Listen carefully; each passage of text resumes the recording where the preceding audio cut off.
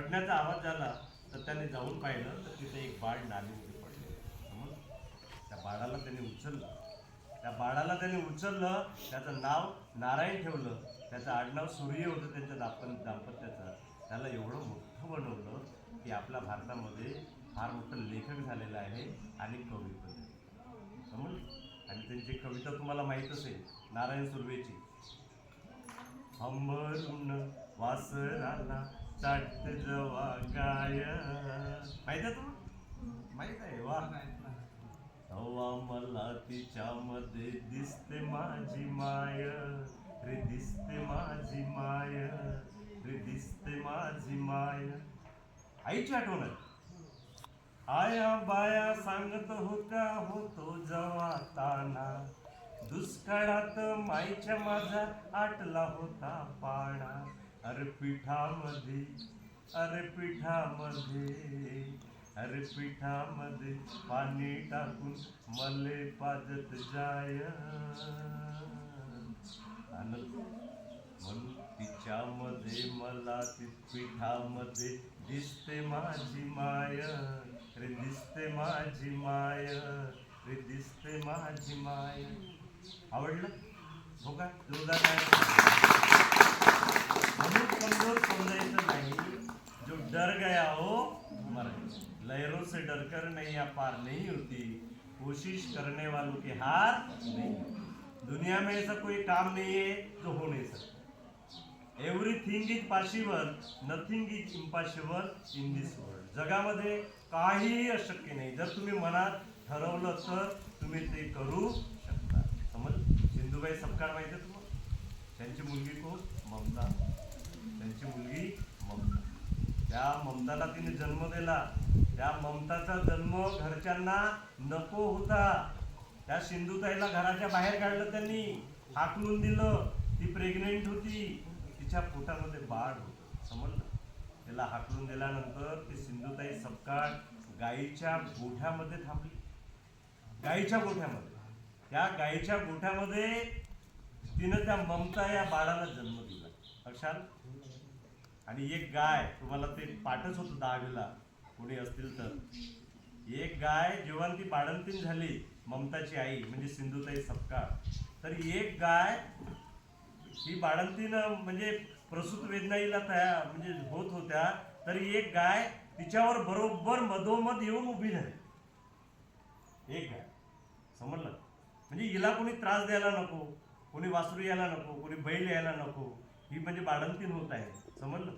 तरी एक गाय मधोमध तिच्या येऊन मित्रांनो काय झाली, उभी झाली.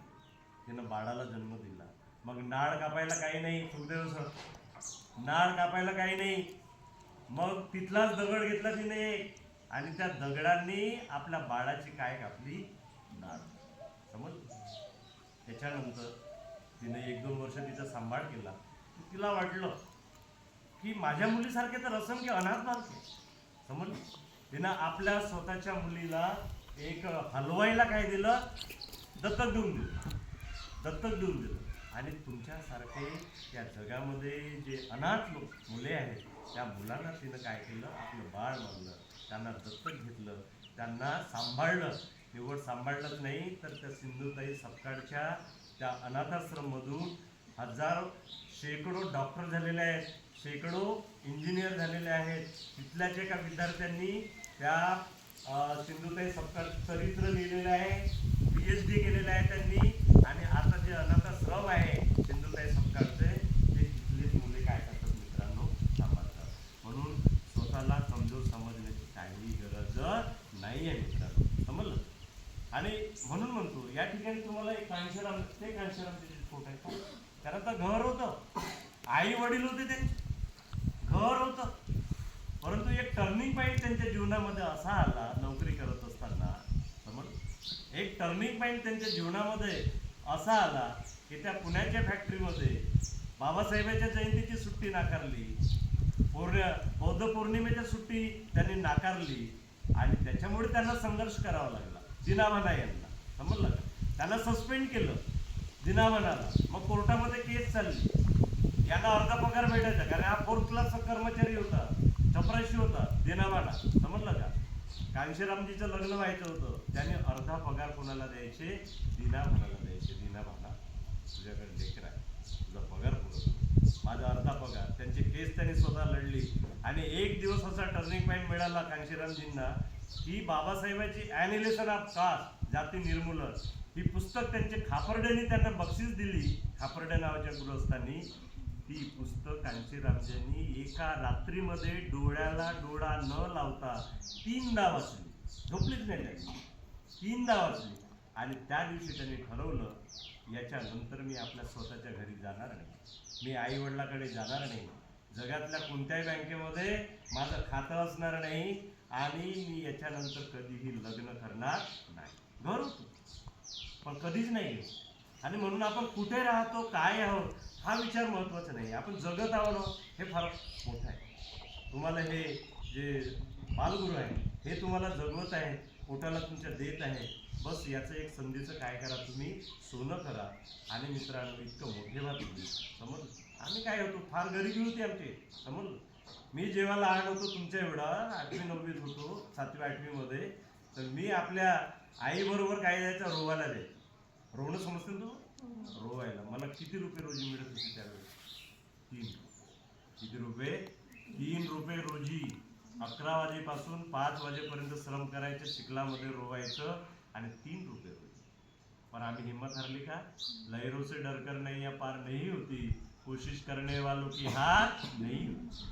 तमन्ना अगर दिल में हो तो रास्ते निकल आते हैं, तमन्ना अगर दिल में हो तो रास्ते निकल आते हैं, नहीं तो सारे बहाने ही बहाने नजर आते. 3 रुपये मला रोजी मिळायची. इतका शिकलो मी महापुरुषांच्या प्रेरणेने, फुल्यांच्या प्रेरणेने, बाबासाहेबांच्या प्रेरणेने इतका शिकलो. नोकरी लागली. आज माझं, मी जेव्हा रिटायर झालो तर पगार किती होतं माहिती आहे तुम्हाला? 1,20,000 रुपये. आज पेन्शनच आपल्याला 60,000 रुपये मिळते मित्रांनो. आणि म्हणून तुम्ही शिकून सवरून एवढं मोठं बना, एवढं मोठं बना. ये भूल जाओ तुम क्या हो, मेरे माँ बाप कौन है, सब भूल जाओ, कुछ नहीं इस दुनिया में.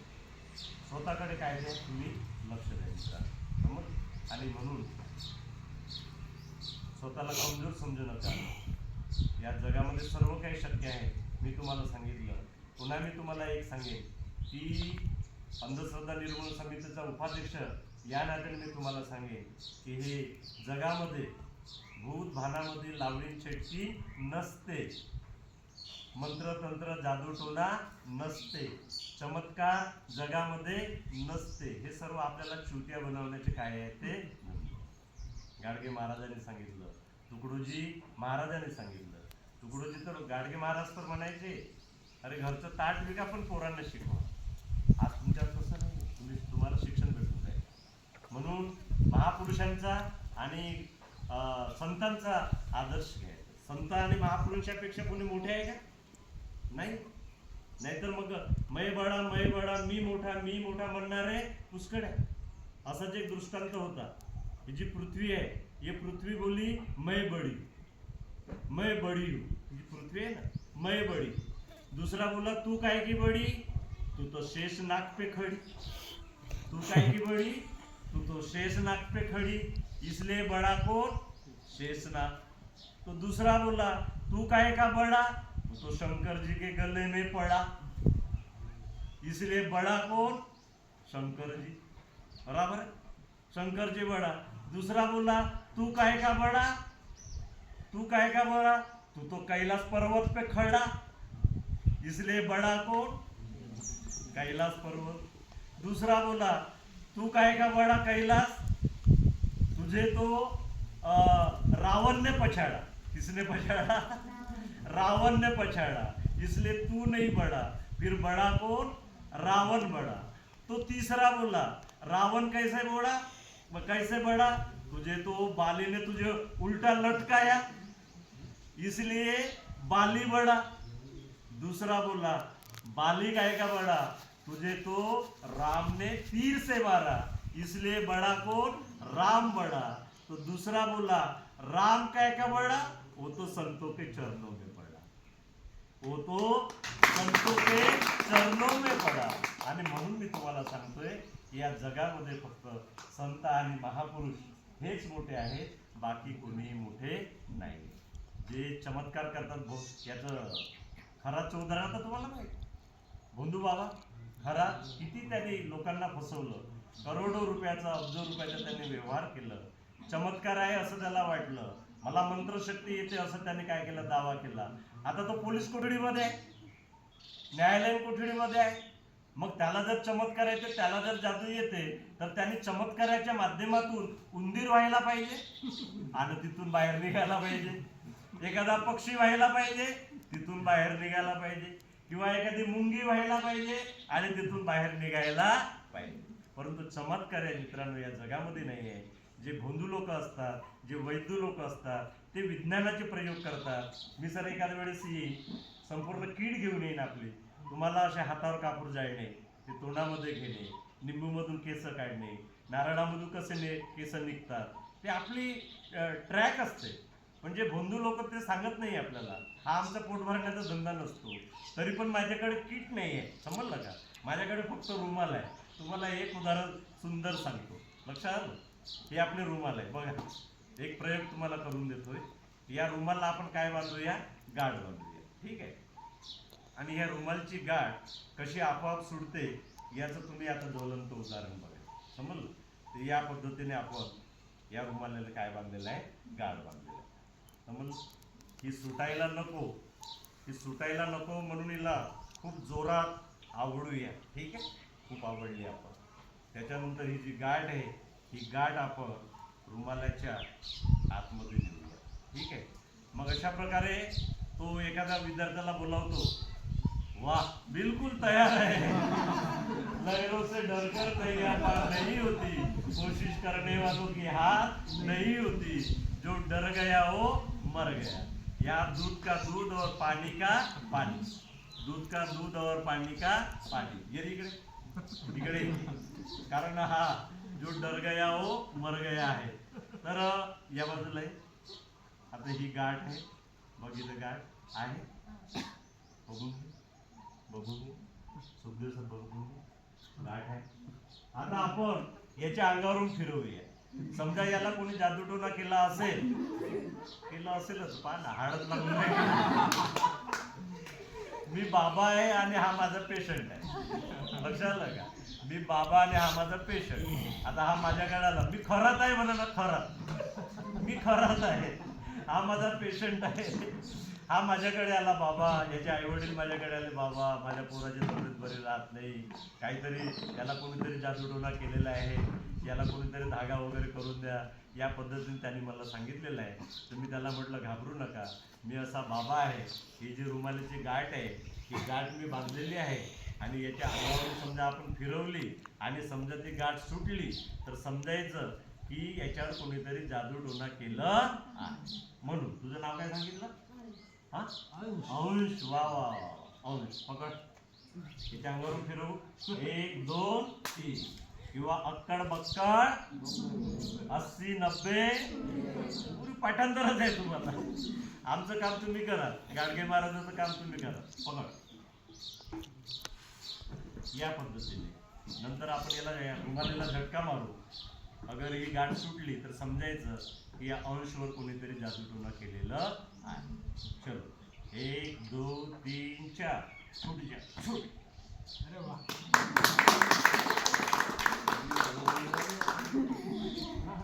समजलं.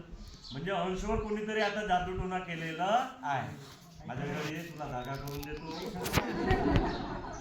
500 रुपये घेऊन ये, उलट्या पुऱ्याचा कोंबडा घेऊन ये, पहिल्या दारीची दारू घेऊन ये. असेच असतात, बदमाश असतात ते. म्हणून त्याच्या तुम्ही जेव्हा मोठे व्हाल आणि आता सुद्धा त्यांच्या नादी लागायचं नाही.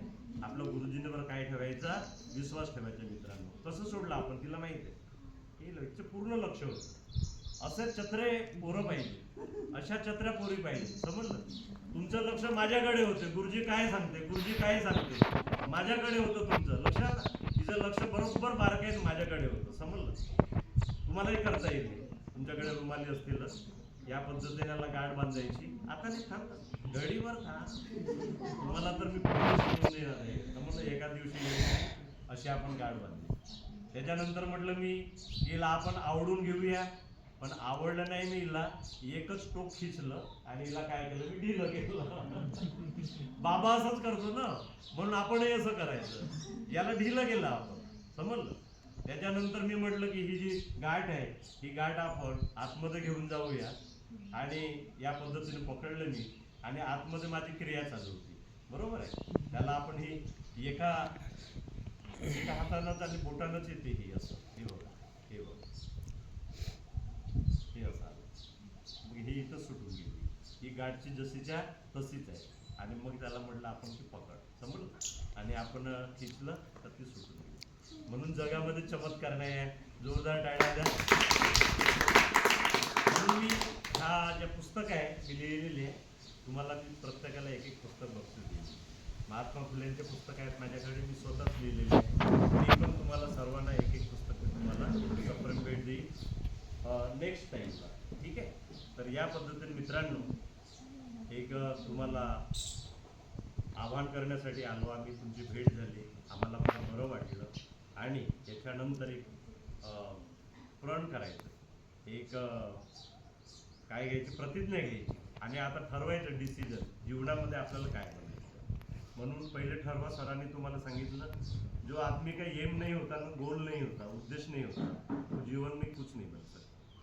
मी म्हटलं मला टीचर बनवायचं, खरंच मला बनायचे होते तर मी बनलो, ठीक आहे. म्हणून असं तुम्ही काहीतरी ठरवा आतापासूनच, आणि त्या मार्गाने वाटचाल करा. आम्ही या ठिकाणी आलो, सुखदेव सरांनी आम्हाला परमिशन दिली आमच्या पार्टीला इथे यायची, तुम्हाला हितगुज करण्याची. त्या बाल सुखदेव सरांचा आणि त्यांची जी टीम आहे त्यांचं मी या ठिकाणी आभार मानतोय, आणि इथंच थांबतोय. धन्यवाद.